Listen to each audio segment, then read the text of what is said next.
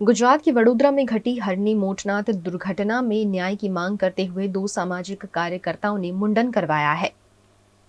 18 जनवरी को हरनी तालाब में स्कूली बच्चों से भरी नाव पलट जाने से 2 टीचर और 12 बच्चों की मौत हुई थी। इस दुर्घटना को 12 दिन बीत गए हैं और इसी के चलते हिंदू शास्त्र के मुताबिक दुर्घटना के 12वें दिन सामाजिक कार्यकर्ता कमलेश परमार और महेंद्र सिंह राठौड़ ने हरनी तालाब पर ही मुंडन करवाते हुए इस मामले ठोस न्याय की मांग की है। इस मामले में सनराइज स्कूल के संचालकों और सरकारी अधिकारियों के खिलाफ भी कार्यवाही की मांग की गई है।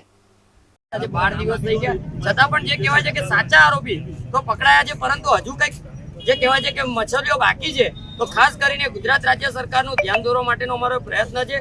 સાથે ગુજરાત રાજ્યના ગૃહમંત્રી સાહેબ વારંવાર કહેતા હોય કે કોઈ પણ ચમરબંધીને છોડવામાં નહીં આવે, તો આમાં ખાસ કરીને સનરાઈઝ સ્કૂલના માલિક તેઓની પણ ભૂલ છે। આમાં ઘણી વખતે એવું પણ સાંભળ્યું છે કે જે સરકારી અધિકારીઓ, સરકારી કર્મચારીઓ, આ લોકોની પણ ભૂલ છે। એટલે ખાસ કરીને આમાં ગુનાના કામના કોઈ પણ આરોપીઓ હોય એમને કોઈ પણ રીતે છાવરવા ના જોઈએ। અને ખાસ કરીને આજે અમે જે મુંડન કરાવીને બાળકોને શ્રદ્ધાંજલિ પાઠવી રહ્યા છે, સાથે એમના પરિવારજનોને ભગવાન શક્તિ આપે તેવી પ્રાર્થના કરી રહ્યા છે।